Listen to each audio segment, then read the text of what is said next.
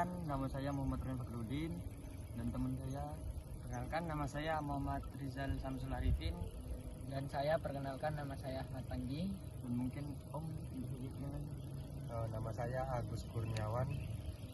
Kita dari kelompok 7. Di sini kita menjalankan tugas untuk menanyakan tentang pertanian, dan di sini kami memilih wilayah Desa Agel, Kecamatan Gangkar.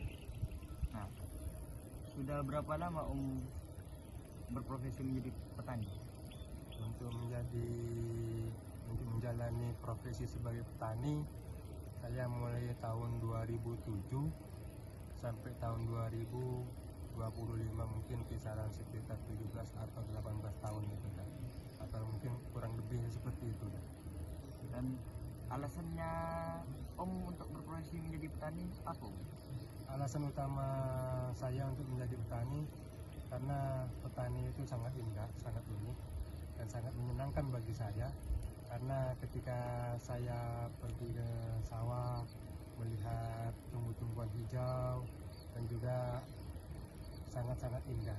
Di sana juga membantu terhadap masyarakat, di mana hasil pertanian kita akan dimakan banyak orang, dimakan banyak masyarakat.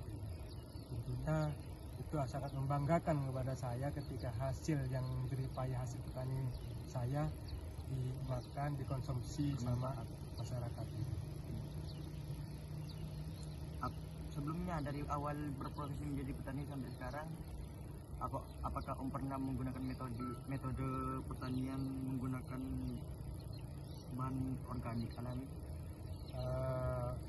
Pernah juga menggunakan petani organik, dan juga dengan menggunakan pupuk kimia gitu. Nah, di sana harus seimbang. Untuk mempercepat pertumbuhan kita harus menggunakan pupuk kimia, tapi itu harus sesuai dengan takaran dan ukurannya. Tapi kalau menggunakan jangka panjangnya untuk pembenahan tanah, kita itu menggunakan sistem organik dengan sistem pupuk kompos seperti itu. Nah, untuk jenis pupuk kimia apa saja yang biasa Om gunakan? Jenis pupuk kimia itu banyak di pasar-pasaran yang banyak mengandung unsur nitrogen, kalium, fosfat, dan semacamnya. Juga harus diimbangi dengan pupuk mikro dan pupuk makronya yaitu. Seperti misalkan pupuk seperti yang ada kandungannya boron untuk memperlebat buah, dan juga kandungan yang kalsiumnya juga harus ada, dan semacamnya itu harus tercampur itu. Harus kebutuhan tanaman kan yang dibutuhkan seperti itu kan, harus tercukupi kebutuhannya. Yang paling utama itu NPK-nya itu, nitrogen, fosfor, sama kaliumnya itu. Apakah pupuk kimia tersebut meningkatkan hasil panen yang secara signifikan? Ya, untuk pupuk kimia kalau seimbang itu bisa menghasilkan yang signifikan. Tapi kalau dengan pupuk kimia yang berlebihan, itu akan juga merusak kepada tumbuhan dan tanamannya. Nah, bagaimana cara menentukan dosis atau jumlah pupuk kimia yang digunakan? Takarannya biasanya kalau pupuk kimia, kalau yang tersedia di pertanian itu kan harus ada dosis-dosis tertentu. Nah, di sana kita mengikuti dosis-dosis yang tertera pada label tersebut. Misalkan ada yang menggunakan berapa mili, berapa cc, dan semacamnya. Kita harus mengikuti anjuran dari yang di label itu. Kalau Om sendiri untuk mengelola lahan ini bisa menggunakan pestisida atau herbisida? Iya, tergantung kebutuhannya. Kalau misalkan ada serangan hama, misalkan kita menggunakan pupuk pestisida atau insektisida. Gitu. Misalkan ada serangan hama kayak reng di padi ini, dan juga ada serangan keong, itu kita menggunakan pestisida. Kalau untuk ini Om, mengetahui jenis pestisida yang cocok untuk tanaman tertentu itu gimana Om? Kayak bisa nggak cocok dengan pestisidanya?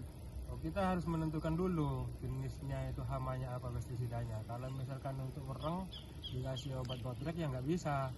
Nah, itu tentunya itu harus ada yang tertera di label pertanian itu.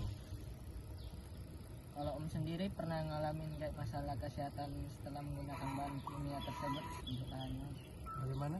Kalau Om sendiri pernah mengalami masalah kesehatan setelah menggunakan bahan kimia tersebut? Kalau untuk dosis yang berlebihan untuk kesehatan itu kurang baik.